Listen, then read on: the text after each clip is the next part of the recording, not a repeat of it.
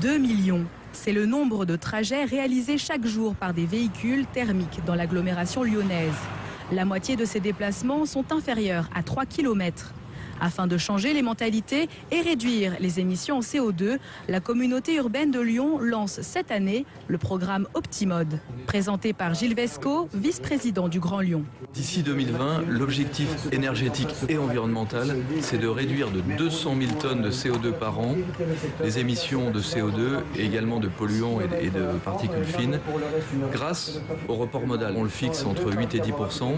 C'est les gens qui vont utiliser un autre mode que la voiture individuelle et qui vont se déplacer en transport partagé comme les transports en commun, l'autopartage, le vélopartage et le covoiturage. 500 capteurs souterrains rendent compte de l'état du trafic en quasi-temps réel.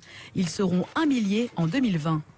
Les explications de Jean Coldefy, responsable de la mobilité au Grand Lyon. Quand les voitures passent, elles sont détectées automatiquement par des capteurs qui sont dans le sol.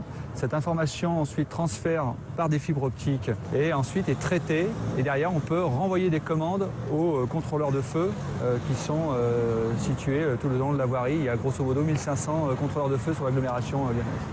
Les données récoltées permettent une prédiction de trafic à 1 heure. Second volet du programme, un GPS multimodal. Une application qui va vous permettre d'aller de A à B dans l'agglomération en combinant l'ensemble des offres de transport. Donc la voiture, les TER, les transports en commun urbains, les vélos libre-service Vélove, l'autopartage, le covoiturage, etc.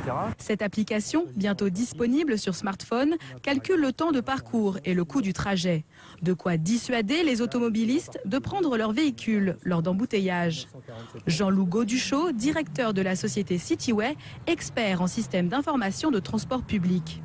Pour les gens qui utilisent leur voiture, d'être capable de dire j'utilise ma voiture sur une partie du trajet, mais j'ai une occasion de pouvoir poser ma voiture parce que j'ai l'information parking temps réel, donc je sais que je vais pouvoir me garer, je ne vais pas passer une demi-heure, et je pourrai prendre le transport public. Donc j'aurai un système plus efficient. Cette plateforme multimodale devrait être commercialisée à l'international.